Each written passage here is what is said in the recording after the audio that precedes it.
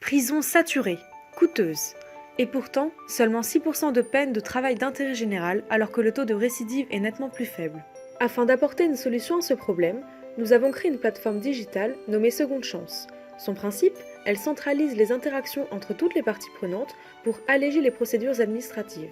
Elle a pour avantage notamment d'améliorer l'adéquation entre les peines et le profil de chaque condamné.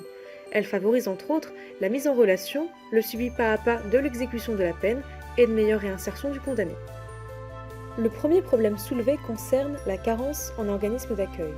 L'objectif numéro 1 de cette plateforme vise à simplifier toutes les démarches administratives, notamment en matière de demande d'habilitation afin d'augmenter ce nombre d'organismes d'accueil. Les organismes potentiels sont encore réticents à proposer des offres de tige par peur des complexités des démarches administratives. Pour simplifier celles-ci, nous centraliserons toutes les démarches sur la plateforme afin de numériser les documents et éviter la paperasse. Par exemple, un organisme souhaitant être adhérent peut suivre étape par étape l'avancement de sa demande, du dépôt du dossier au juge d'application des peines jusqu'à la décision finale d'habilitation. Le juge reçoit instantanément toutes les demandes sur son espace personnel et peut les transmettre via une messagerie privée au procureur de la République. L'objectif numéro 2 consiste ensuite à faire coïncider le profil de chaque condamné au tige qui lui sera affecté. Seulement voilà, le service pénitentiaire d'insertion et de probation se heurte aujourd'hui à la recherche fastidieuse des postes de tige disponibles qui ne sont pas toujours adaptés au profil de chaque condamné. Afin de remédier à ce dysfonctionnement, la plateforme collaborative offre de nouvelles fonctionnalités. Sur son espace personnel, le SPIP pourra enregistrer le profil du tigiste et créer sa fiche personnalisée selon des critères pré-remplis. La plateforme suggérera ensuite les offres compatibles afin de faire coïncider les profils des tigistes dont les centres d'intérêt, les compétences et la personnalité sont en adéquation avec les besoins et les capacités requises par chaque organisme d'accueil.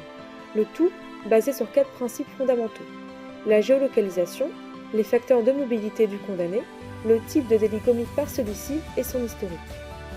L'objectif numéro 3 consiste à améliorer l'ensemble du suivi de l'exécution de la peine de tige. Comme évoqué précédemment, certains juges sont aussi réticents aux tiges car ils sont sceptiques sur l'efficacité et leur exécution réelle. Il nous a semblé donc indispensable d'apporter de la transparence sur le suivi de l'exécution de cette peine. Pour ce faire, le référent des tigistes dispose sur son espace personnel d'un tableau de bord lui permettant de faire remonter directement toutes les informations concernant l'évolution des condamnés au quotidien. Décompte des heures, reporting journalier, commentaires, les informations pertinentes sont alors automatiquement remontées sur le fil d'actualité du juge d'application des peines, mais aussi du service pénitentiaire d'insertion et de probation. En cas de dysfonctionnement, par exemple un tigiste absent pour sa peine, une alerte est alors automatiquement envoyée au service pénitentiaire d'insertion et de probation qui peut prendre toutes les mesures nécessaires. En outre, le tigiste aura la possibilité d'uploader ses réalisations concrètes dans une perspective de responsabilisation pour son insertion future dans le monde professionnel. L'objectif numéro 4 consiste à améliorer toutes les interactions entre les différentes parties prenantes.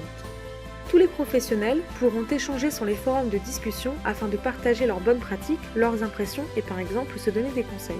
Par ailleurs, les référents auront accès à du contenu éducatif en ligne, des MOOC, pour savoir comment mieux se former et par exemple appréhender une situation de conflit.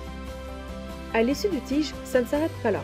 Les reportings réguliers serviront de base à un bilan d'évaluation du tigiste selon certains critères pré-remplis pour attester de sa progression. On pourra éventuellement lui délivrer un certificat d'aptitude valorisant ses nouvelles compétences et facilitant ainsi sa réinsertion professionnelle. Et les avocats ne seront pas mis de côté. Ils auront accès à une base de données d'évaluation locale et anonymisée pour inciter les magistrats à prononcer davantage ce type de peine. Développé grâce à la plateforme Marilink, l'outil digital Seconde Chance apparaît comme un moyen efficace et opérationnel pour dynamiser le travail d'intérêt général. Il est idéal dans la mesure où il permet de répondre aux demandes de toutes les parties prenantes.